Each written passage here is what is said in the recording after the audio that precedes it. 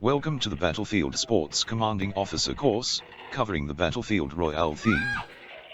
This course focuses on how to use SATR3 Universal Gaming Engine to deliver commercial live games. The course authors, Peter and Nicole Lander, have more than 21 years of hands-on operational gaming experience. This course is designed as an overview of the fundamental elements of using the Battlefield Sports SATR3 system. The focus of this course is managing a gaming session. At the end of this course, commanding officers will know the best way to handle different types of groups in different battlefield environments. Practical explanation of how to use the SATR3 technology is included in this course. This course relates to SATR3.12 and later versions.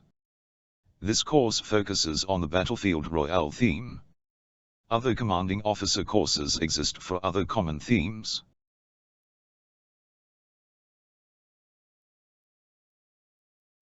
Delivering enjoyable live games in a safe and efficient manner is the primary purpose of the commanding officer. This includes running on time, making sure customers are effectively communicated with at each stage of a session, and managing staff. Providing on-the-job training to other staff is a critical part of the role. The commanding officer holds a leadership position, leading both the customers and the staff during the session. The majority of Battlefield Sports customers rely heavily on repeat business and customer recommendations, especially on social media.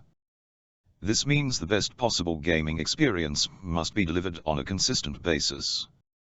It is important to communicate with the staff that, as professionals, they are there to entertain the customers, not themselves. Avoid staff joining the games or shooting the customers whenever possible.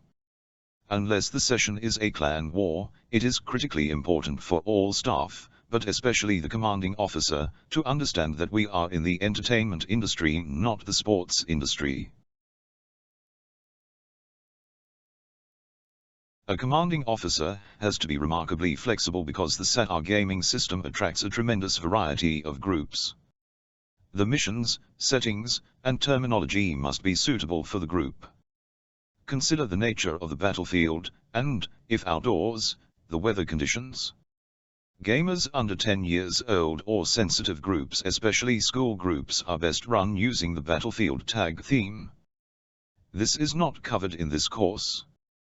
Within a session, individual members can vary in age, maturity, physical strength, fitness, and even outlook. This is especially true at a public session where multiple groups play together. Some customers may be opposed to a military-style game, and terms such as tagging can be used instead. A commanding officer's priority, at any session, is to make the game's age and experience appropriate. The more experienced the gamers are, the more challenging the gameplay can be. The following 3 slides provide guidelines for each age group. Preteens are typically quite familiar with first-person shooter computer games. This means they are excited to relate their real-life gaming experience back to their online experience. The Battle Royale theme has similar mechanics to popular games like Fortnite and PUBG. Mission-wise, we recommend running games like Electronic Capture the Flag with a supply crate, Team Deathmatch with multiple supply crates, or Domination with multiple supply crates. Supply crates provide upgrades. The randomity of each upgrade enhances the experience. But, because it is always an upgrade, the challenge is getting to the box, and no one is left disadvantaged after reaching the boxes. These areas will be the center of action as well. They act like secondary objectives. Gamers lose any medical aids or shields when they respawn, but do retain any weapons collected from a supply crate. For groups of more than 80, multiple domination boxes should be used along with multiple supply crates. Make the experience as close to a first-person shooter game as possible. All the same preteens missions can be run, and for public sessions, those simple missions are a good choice. As a follow-up, the heist mission or battle royale are good choices. These missions are suitable for older groups, teens, youths, and adults. If your players need a slower game after the action-packed missions, we recommend the team deathmatch. Position 2 or more supply crates in the center of the field near the flanks. The great thing about team deathmatch is the players can choose their own pace, lots of action or stealthy play, and still win. It's the commanding officer's task to plan out the session. Every new mission needs new terrain. Swapping sides after the first game is vital.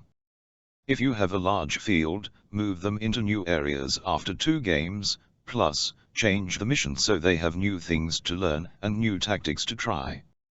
If you have a small field and cannot move them, turn the field 90 degrees so what used to be the far edge of the field now becomes the start points. With most adult groups, the fitness level is usually low, so missions will need to require less running. Also, the ground should be fairly flat, so scouting out a suitable area to play is vital. The vast majority of corporate groups are looking for a fun entertainment experience. The Battle Royale theme is perfect for this. Often these groups break into 4 teams. The heist mission where the winning team is the one with the most money deposited in the vault is perfect. A complete session is 4 heist games where the teams change vault position each time. When running a corporate team building rather than a corporate fun session, the Battlefield Live theme with predefined characters is a better fit than the Battlefield Royale theme. Battlefield Live also suits the VIP escort mission. Adults often enjoy a slower-paced stealthy mission, especially if they are struggling fitness-wise. The best option in this case is the team deathmatch without supply crates. This is a great game to finish off the session. Some corporate groups, especially company executives, prefer a live-action roleplay. This is a high-end option suitable for up to 12 players. With live-action roleplays, the team works together, versus costumed actors, through a series of interconnected scenes. Details can be found in the Advanced Games Handbook. It is very important that over a normal session each team wins at least 1 mission. This means that games have to be subtly adjusted by the staff, unless running a clan war or competitive tournament. A SATR3 Master Controller has a game adjustment menu. Game adjustments can be made on the fly targeting a selected team by radio.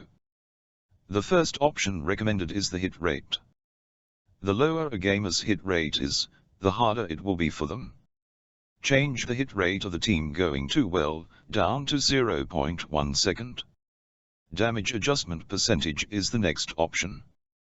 100% is no adjustment. Adjustment of more than 100 increases the weapon damage, and less than 100 lessens the weapon damage. For example, a common automatic pistol normally does 12 points of damage, however if the team receives a damage adjustment of 150%, then the damage will be increased to 18. Once each team has won 1 game, then all subsequent missions should be fair, no adjustment.